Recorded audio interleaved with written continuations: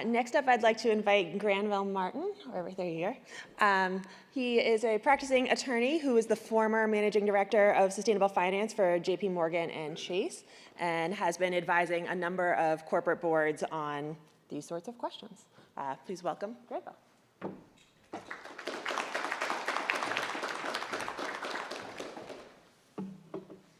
Thank you, Susan. Don't take it personally if I don't look at you guys, because I'm just watching the view. I'm a BU alum, and this building didn't exist when I was here, so it's a real treat to be back. I'm not going to tell you what year I graduated, but it's been a little while. So I always hate having to follow experts when speaking, and so I've been dealt that again. And I'm going to be followed by one as well. So I'm going to talk a little bit about not so much traditional nuts and bolts corporate governance, but what is happening now and how it's affected what I spent most of my career doing, which is really IMAP's mission, trying to incorporate negative externalities into investment and corporate decisions. And I didn't really know what to say. We did a prep call a couple of weeks ago, and I significantly changed. I'm sorry, Eddie. Can't wait for the surprise. Yeah, I know. What I was going to talk about, simply because of what's been happening in the news and with the administration. So just in the last few weeks, the EPA has halted greenhouse gas reporting for corporate reporters. They've unlawfully revoked permits for about 5 gigawatts of solar power. They've threatened IRS and DOJ investigations into NGOs that I've personally worked with most of my career. And they've expanded the assault on science of pretty much all disciplines. And in Boston, that is particularly pertinent. As I mentioned, IMAP's mission is really incorporating negative externalities into the operations, prices, and investments of public and private companies. This whole concept is being pushed back on by the administration. Many of us have worked, and when I started in this, 25 years ago, to now, many, and I think a lot of folks in this room, have refined their focus of sustainability efforts to land on the financial materiality of a particular risk. And I think that there's enormous value in doing that with respect to the financial markets and actually achieving meaningful change at the corporate level. But that's not where it started. An early milestone in working towards the incorporation of negative externalities is really Norwegian Prime Minister Gro Harlem Brundtland's 1987 definition of sustainability, quote, which is meeting the needs of the present without compromising the ability of future generations to meet their own. A lot of us have worked with that definition over the years and provided a lens through which you could look at corporate activities and begin to prioritize what really mattered. The last election has really put a sector of our society that has a putatively Christian-centric outlook in politics and society front and center, and I've begun to think a little bit more about how to reconnect sustainability to these traditions that I grew up with but have drifted away from over the years. Brundtland's definition of sustainability is directly rooted in Christian admonitions to help the weak and those who cannot help themselves.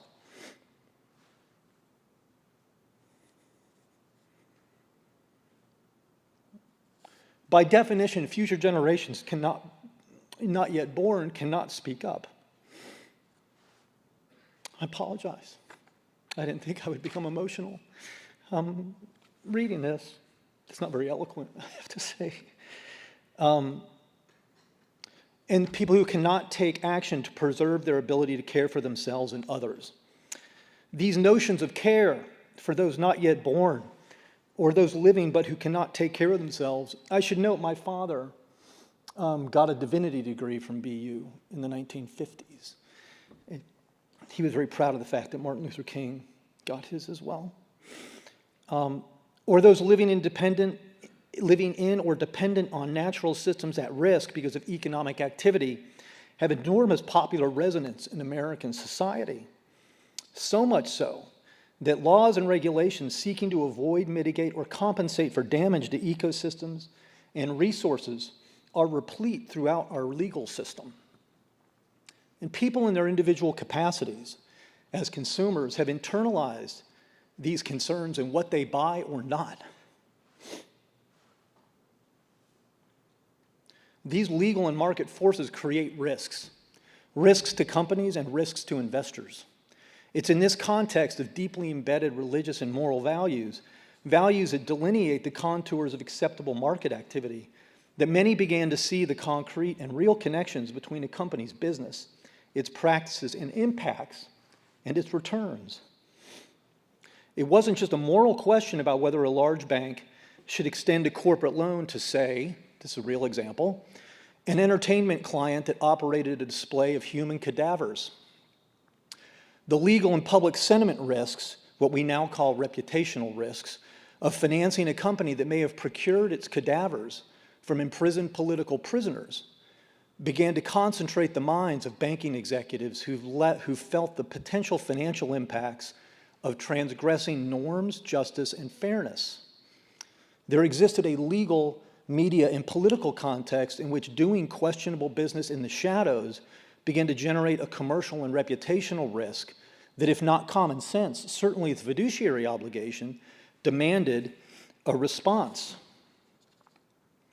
It's important to note that the risks identified and that many sought to manage were identified in reference to or even because of the legal and policy context. It was the context that made a particular risk material and therefore worth managing on the part of an investor or management itself. I was part of the response. Small groups, ad hoc at first in large financial institutions whose job it was to identify risks, find the transactions, talk to the outside world, and create processes for the risks to be managed or at least considered. It was in this period, more than 20 years ago, that the enlightened self-interest of environmental and climate investors began to have real effect. The progress made with the banks, large asset managers, and others was possible because of larger political, social, policy, and legal forces ascendant at the time.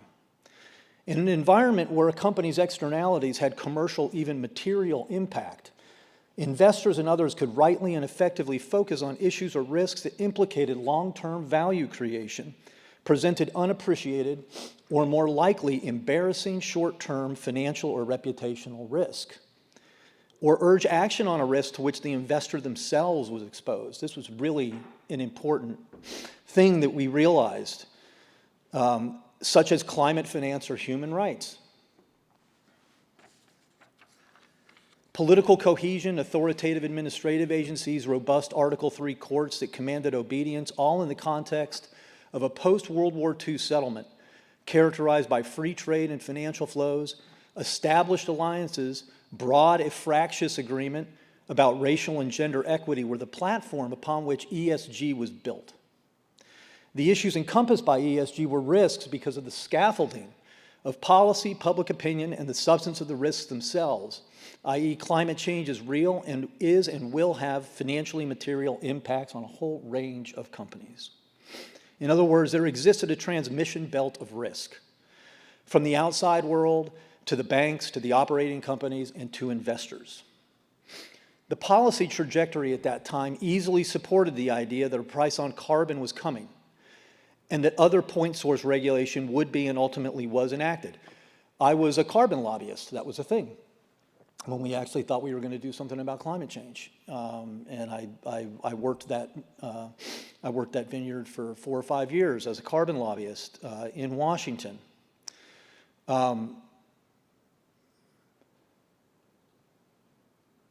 In addition, a cohesive or at least less fragmented media environment overseen by human editors and publishers reflected the growing popular support for climate action by the government and by companies.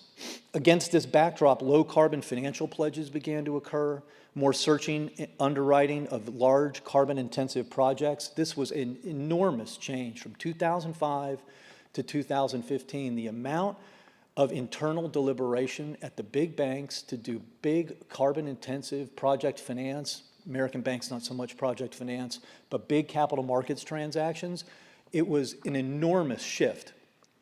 Didn't mean the amount of carbon that was financed went down, but the amount of internal analysis that was done and the amount of understanding where the policy trajectory was headed and what the long-term effects were for these carbon clients was much, much higher. It really was. This is a direct result of what investor engagement did for the big banks and civil society.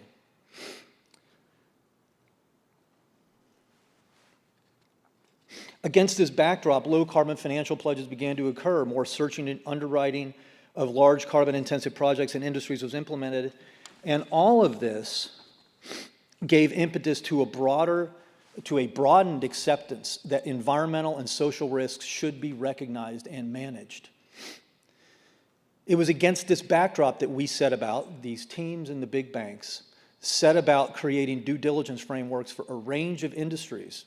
And this was directly related to the corporate governance of these institutions. We were in very frequent contact with the corporate secretary's office. The board cared.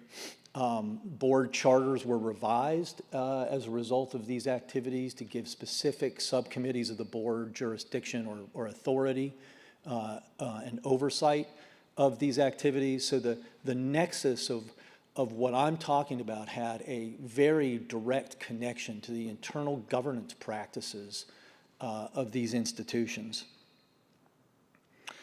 We set about creating due diligence frameworks for a range of industries: retail firearms driven by mass shootings, fracking driven by the explosion of drilling around the U.S., including in populated areas, mountaintop removal mining because of the devastating local impacts on people and the environment, offshore oil drilling because of Deepwater Horizon, gas and oil pipelines because of Keystone XL and the Dakota Access, private prisons because of the obvious human rights impacts and disparate racial impacts. I believe that if we confronted those issues today, a large bank would largely ignore the impacts of these industries. Why? Because the transmission belt has broken down. For reasons that we are all too familiar with: media fragmentation, the destruction of the collective attention span, corrupt government, kleptocratic enforcement, sustained and coordinated retaliation by fossil fuel interests against their allied public officials, through their allied public officials. For these reasons, the big banks are now insulated from many of the environmental and social risks that they did not feel insulated from previously. In addition, the ability of investors to safeguard their interests through more effective governance, greater risk awareness, and improved risk management has been significantly weakened because the relevance or impact to a bank or operating company of a negative externality has been massively attenuated. Bullshit antitrust investigations, phony allegations of fiduciary breach by asset managers, easier shareholder proposal exclusion guidelines. Renee mentioned them. Maybe they'll just go away entirely. I don't know. And a federal enforcement regime that sells dismissal of well-founded securities law and crypto investigations. These factors have built an environment where traditional notions of fair play, honesty, and consistency have been exploded.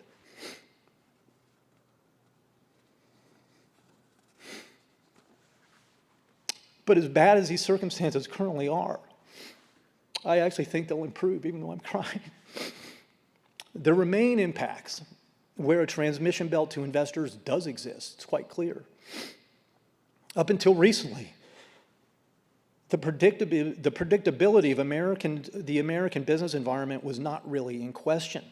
While predictability, predictable property rights, and fair enforcement were hallmarks of American capital markets, and they were unquestionably material to an investor's decision to make a particular investment or not, they were not really in question and therefore not a risk that attracted much investor attention.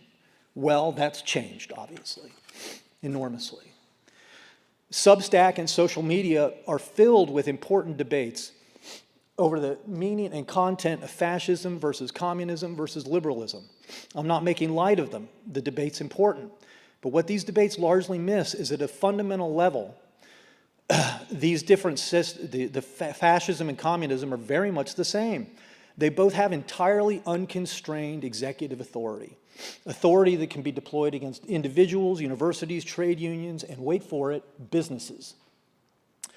The submission by most of corporate America to Trump has undermined the ability of companies and investors to make decisions on the basis of commercial merit. Coke is told to replace high fructose corn syrup with cane sugar. John Deere is threatened with bespoke tariffs. ABC and Disney are threatened by the FCC. Microsoft is told to fire Lisa Monaco, a former Biden DOJ official.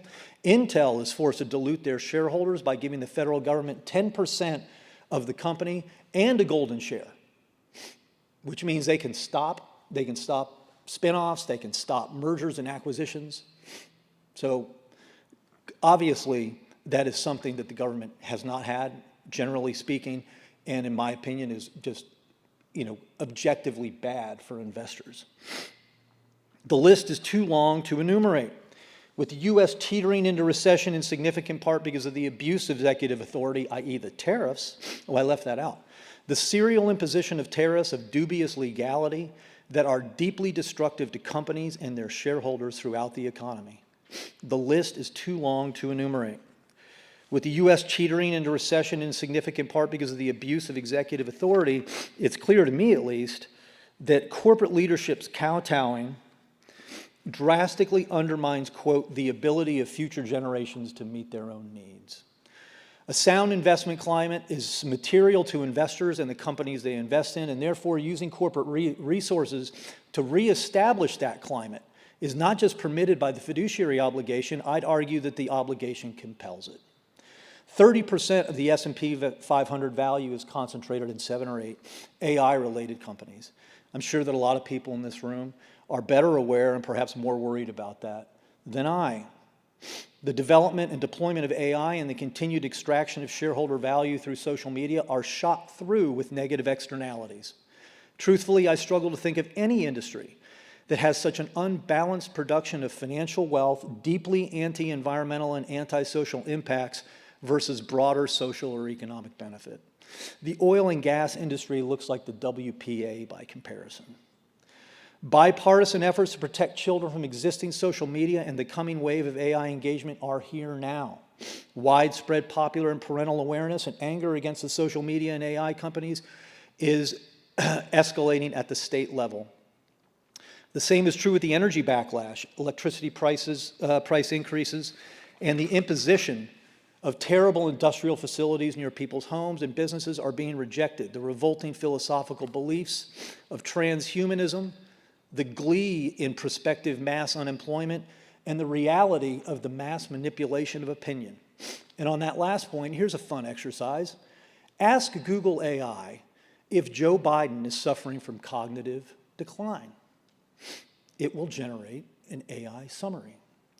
Ask Google AI the same question about Donald Trump. No AI-generated summary. I checked it this morning, it's still true. To the extent that mass reliance on generative AI becomes reality, we can already see the future.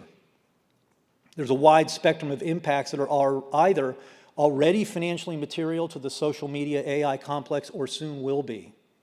Investor engagement to address these issues is not just essential, it's actually supported by the political, legal, and cultural backdrop that transmogrifies an impact into a financial risk.